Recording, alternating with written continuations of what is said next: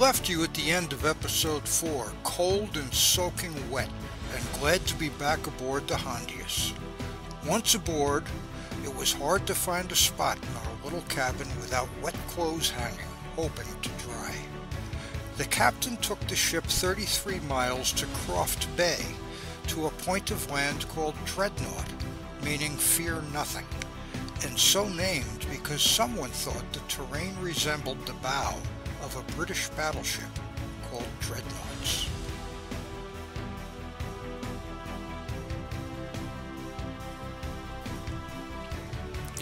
Sherry and Donna opted to stay warm and dry for the next excursion, but I put on my damp clothes and went.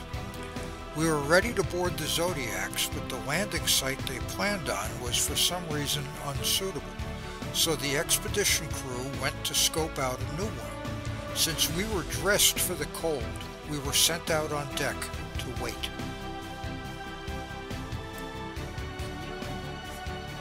Eventually a spot was chosen and we were off to a new landing site. Again, Esther was our driver. Quick scan over your life vests.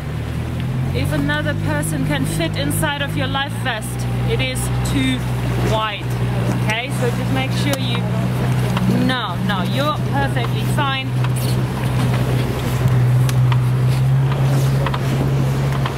Oh, we're wearing this?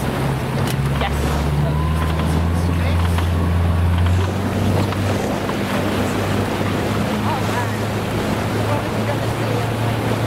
We don't know yet. Well, this is all a volcanic landscape. And you will have some seals lying by the beach. You will have some quite some ice floating around there, and then you go explore because we haven't actually been here, and it's not this landing site is not.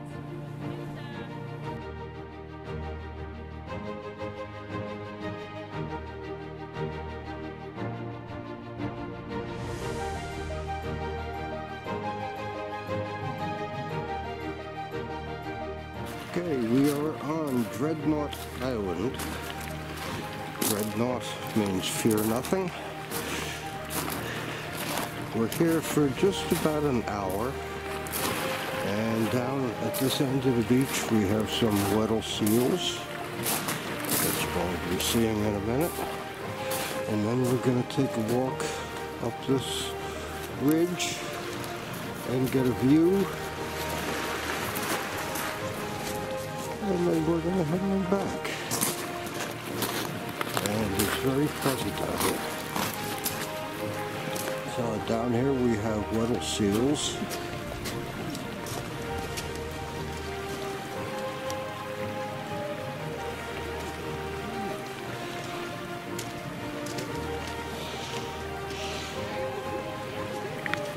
Kind of laying there like slugs.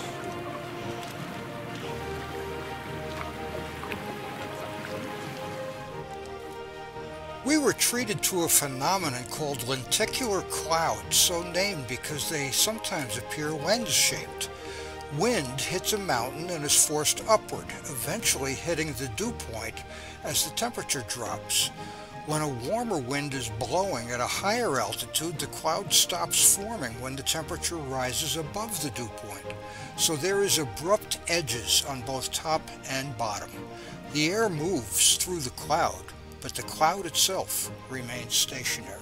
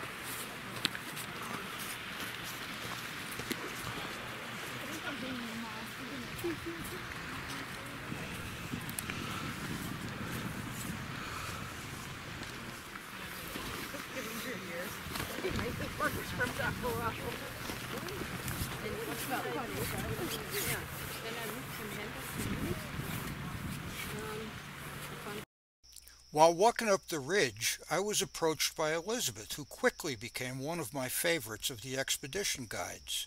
As the only American on the crew, she grew up in the North Woods town of Ely in Minnesota, a town that Sherry and I drove to while volunteering at Grand Portage National Monument.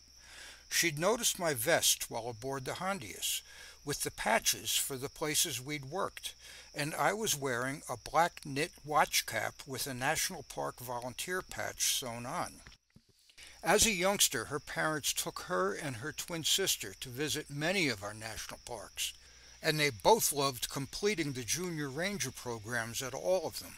As a young woman, she's become a research scientist and wildlife documentary producer and has traveled the world studying marine mammals. At the end of our cruise, she seemed pleased when I told her that on future volunteer jobs, I would use her as an example when talking to young girls about becoming junior rangers.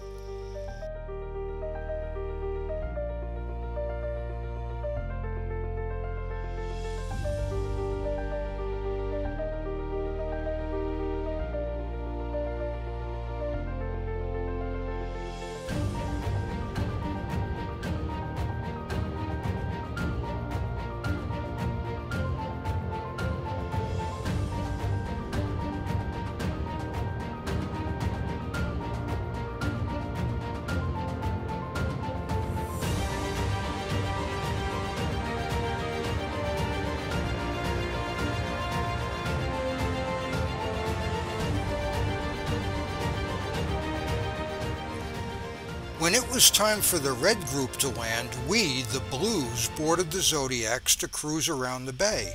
And for the third time today, I wound up with Esther as a driver. Lovely having you back on board today. Third time. Alright, I'll just do my regular...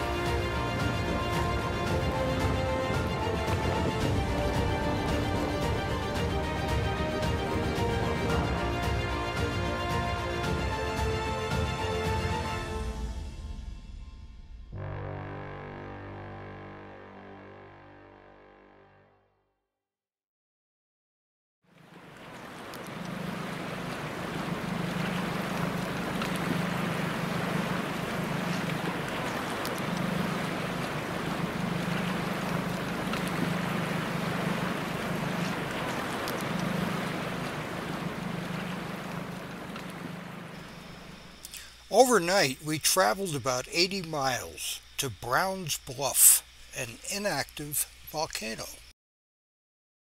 This would be our first landing on the mainland, not an island, of Antarctica.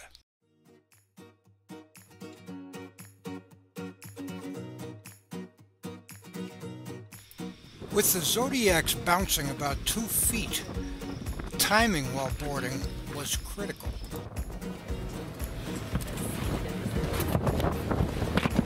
I think a rough loading is supposed to mean a calm cruising. Kind of like a bad rehearsal.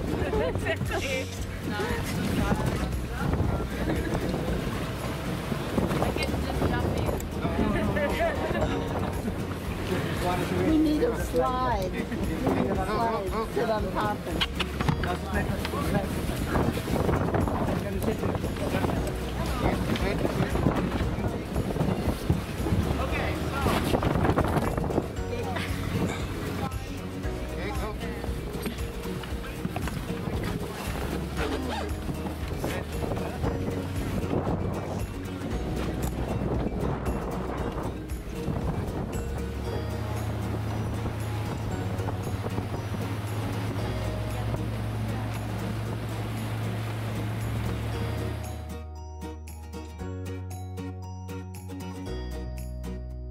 The beach at Brown's Bluff was home to fur seals, and a snowy sheathbill made his appearance.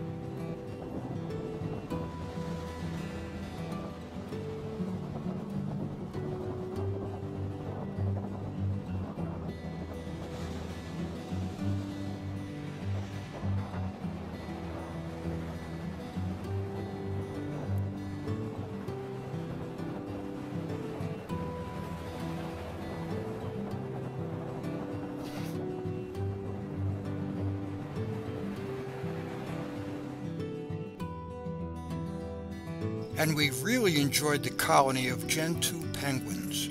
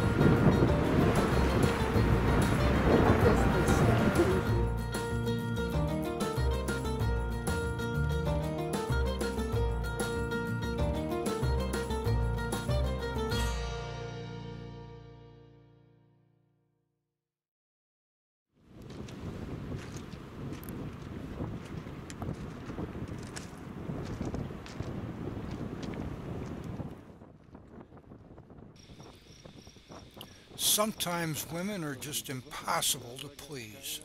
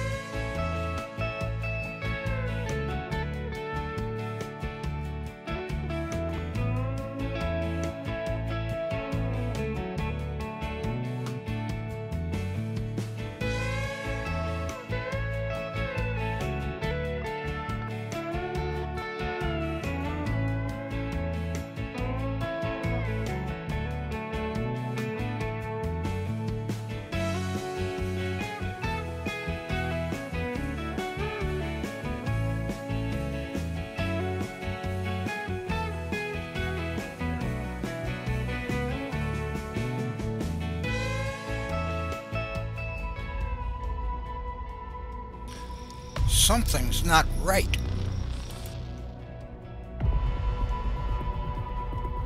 Intruder alert! Intruder alert! I'm out of here! I'm gonna hide behind this rock. This rock is mine.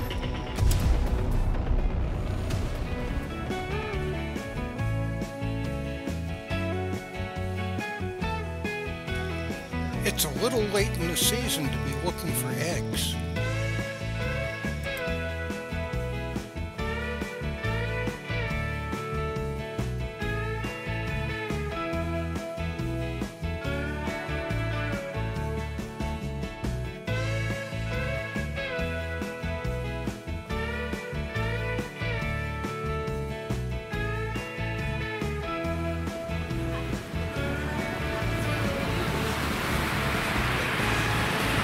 So now we're getting back on the Zodiacs, waiting our turn, and we're going to go for a cruise to enjoy the scenery.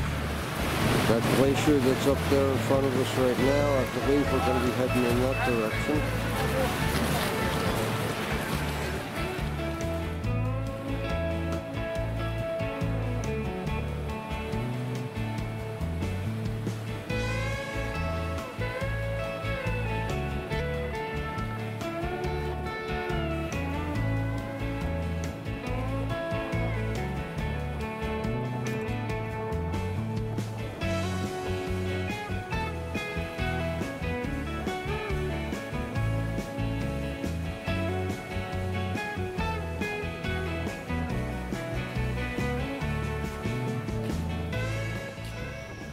The red passengers are getting off, so the blue passengers can head on.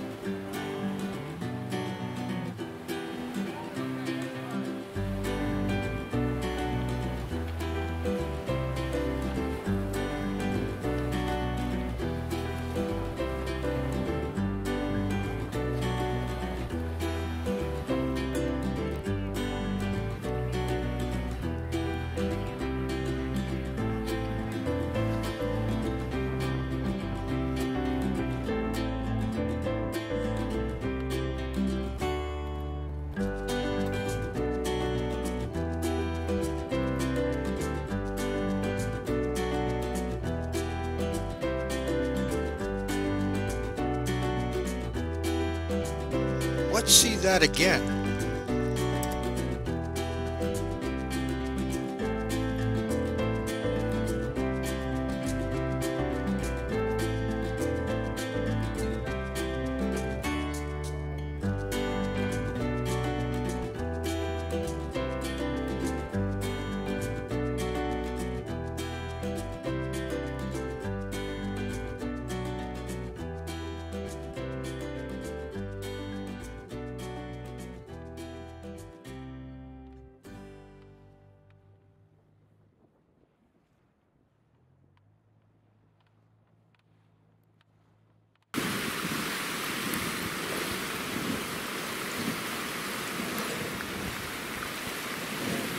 That sound is air that's trapped in the ice under pressure.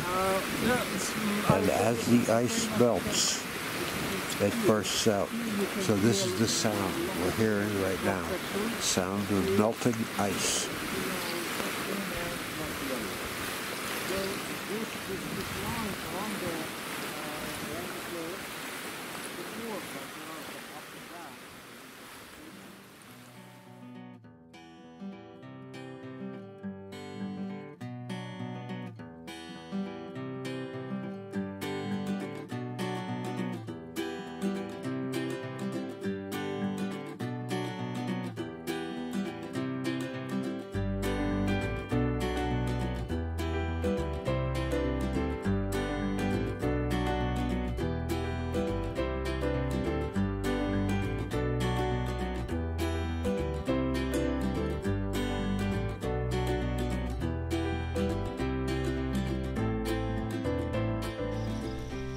This glacier has been covered probably multiple times by rock slides.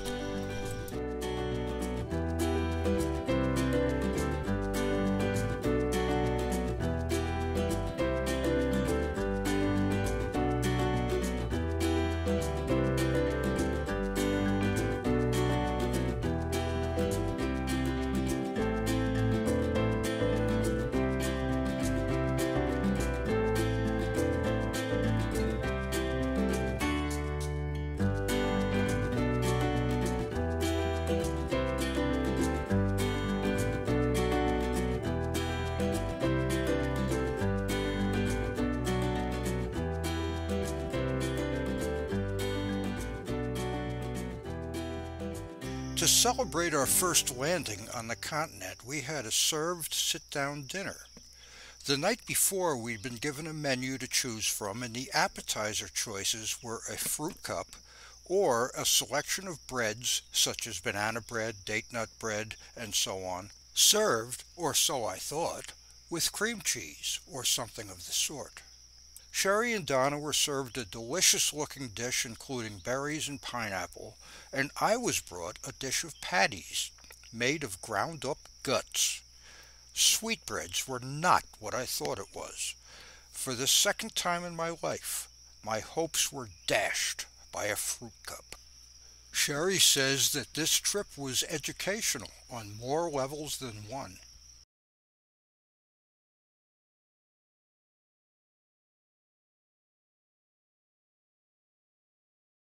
That evening it snowed as the Hondius rounded the tip of the Antarctic Peninsula and moved about 150 miles to the west.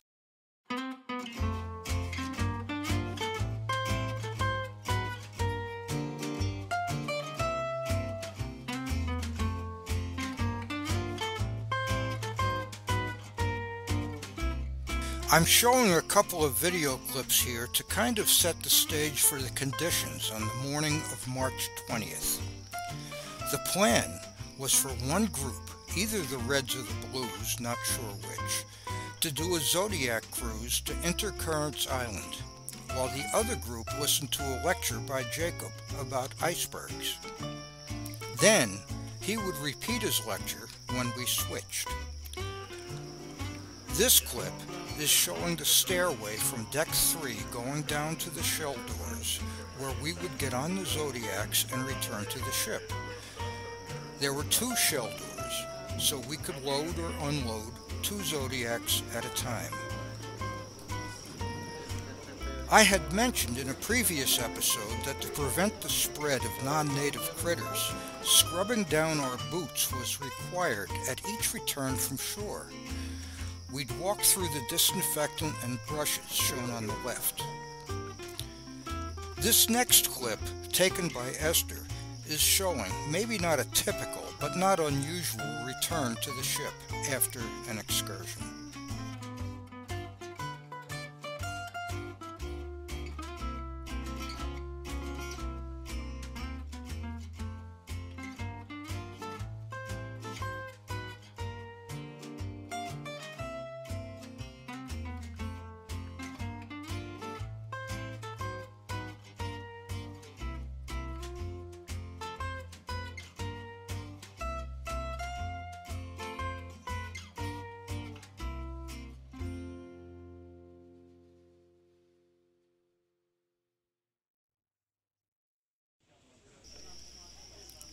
And this clip, also taken by Esther, shows the conditions at the shell doors this morning.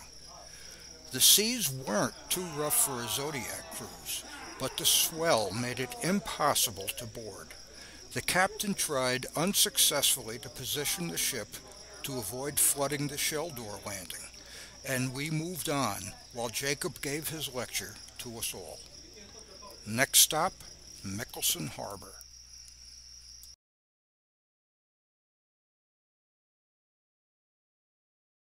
Just a brief word here about Jacob, a member of the expedition crew from Poland, as an illustration of the fantastic credentials of the people that Oceanwide has recruited for their teams.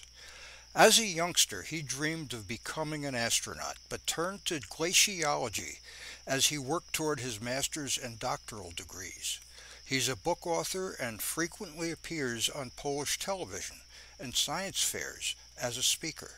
And according to his brief biography, he tries to play the ukulele. The system of currents. So the coastal currents move counterclockwise, like you can see these black arrows. He talked about different types of icebergs and how the counterclockwise flow of the Antarctic current brings almost all bergs formed on the continent to the east side of the peninsula. And one of the reasons, as Ernest Shackleton was defined, for the ice buildup in the Weddell Sea.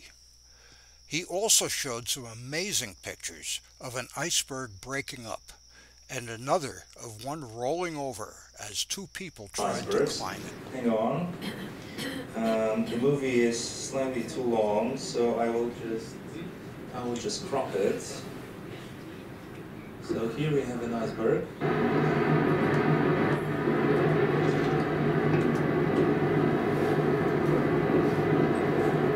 So it's very tempting to move with your zodiac just beneath the arc, right? But no, we won't do it on this trip.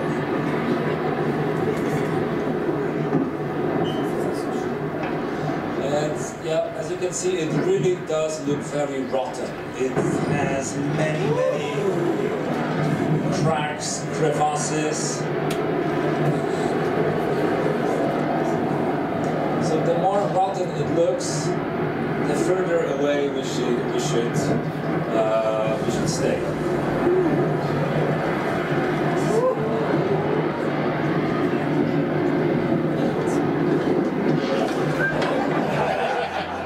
Now, what else is dangerous is that such collapses commonly can create tsunami waves.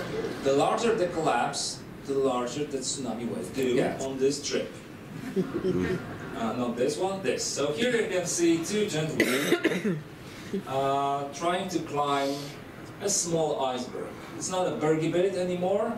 It's an iceberg, very small one, but they just wanted to have some fun.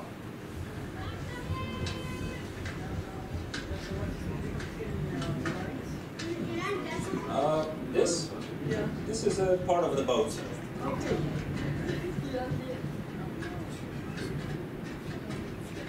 So it looks like a lot of fun. Hello.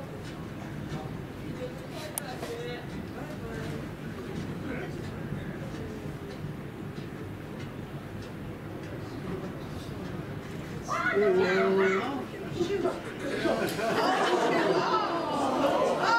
my gosh.